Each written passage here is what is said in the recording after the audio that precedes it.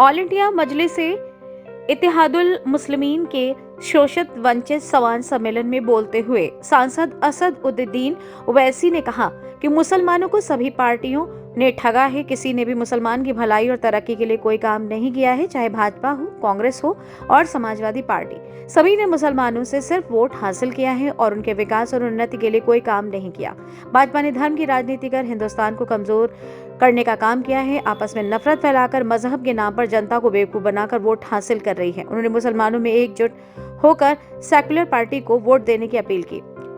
मुसलमानों को अपना नेता चुनना होगा जो बिना लालच के ईमानदारी से मुसलमान की आवाज उठा सके और उनके तरक्की तालीम के लिए काम कर सके। मजलिस यही चाहती है कि जिस तरीके से उत्तर प्रदेश में दीगर समाज के लोगों को उन्होंने अपने इत्तेहाद की ताकत के ऊपर उन्होंने मिलकर अपने एक नेता को बनाया, अपने उत्तर प्रदेश की सियासत में अपना हिस्सा भी मिला। आज मजलिस आपसे अपील करने कुंदरकी में आई है कि अगर आप मुत्तहिद रहेंगे और अपने वोट की अहमियत को समझेंगे तो यकीनन उत्तर प्रदेश की सियासत में एक नया इनकलाब लिखा जा सकता है। और मुझे यकीन है कि इंशाअल्लाह ताला इस बार उत्तर प्रदेश की असेंबली के इंतखाबात में, विधानसभा के चुनाव में आप तमाम मिलकर एक नई तारीख को रकम करेंगे। मुझे खुशी है कि मैं दोबारा कुंदरकी को आया हूं। मैं आपका शुक्रिया भी अदा करना चाहता हूं कि 5 साल पहले आपने विधानसभा और असेंबली के इंतखाबात में मजलिस के उम्मीदवारों के हक में अपने वोट का इस्तेमाल किया।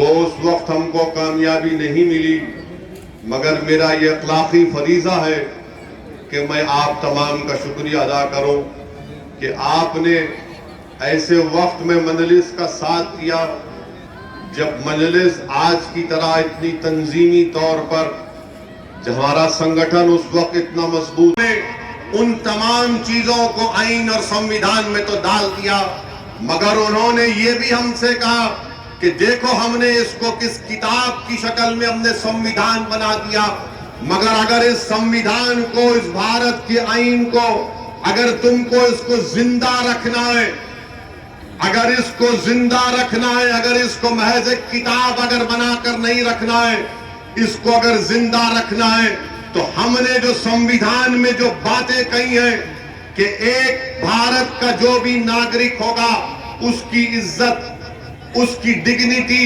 उसका चैन और सुकून, उसको तरक्की के मौके, उसको अपने मजहब पर चलने की इजाजत, ये तमाम हुकूक आपको हासिल करना पड़ेगा। किताब में, संविधान में लिख दिया गया, मगर याद रखो उसको हासिल वही लोग करेंगे जो लड़ेंगे, जुस्तजू करेंगे, जिद्दोजहद करेंगे, इसार और कुर्बानी के मज़ाहिर पेश करेंगे। मगर अगर याद रखो वो कौम या वो लोग अगर ये बैठ कर कहेंगे कि सिर्फ भारत के संविधान में लिख दिया गया है, तो याद रखो कोई तुम्हारे पास आकर तुम्हारे सामने झुककर तुमको हाथ जोड़कर नहीं कहेगा ये लो तुम्हारी इज्जत इसको रख लो, ये लो तुम्हारे मजहब की हिफाजत रख लो, ये लो तुम्हारी मस्जिद की आबाद रखने की तजवीज रख लो। याद रखो भारत के संविधान में जब इन चीजों को लिख कर दे दिया गया तो भारत के बसने वाले गरीबों को उठकर इन हुकूक को जब हासिल करेंगे तभी जाकर उन मुजाहिदीन आजादी के ख्वाब को पूरा कर पाएंगे।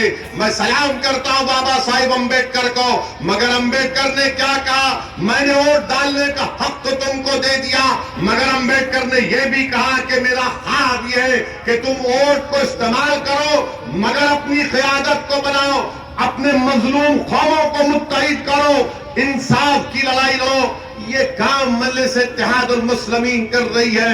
मेरे अजीज दोस्तों और बुजुर्गों, इन्हीं ख्वाबों को हमको पूरा करना है।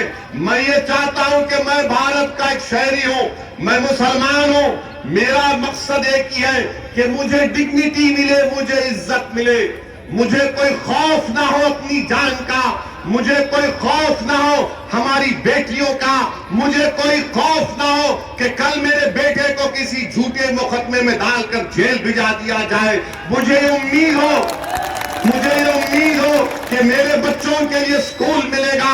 मुझे ये उम्मीद है, मुझे यकीन है कि चांद पर जाकर उसकी मट्टी उठाकर मैं तुमको ला कर दूंगा।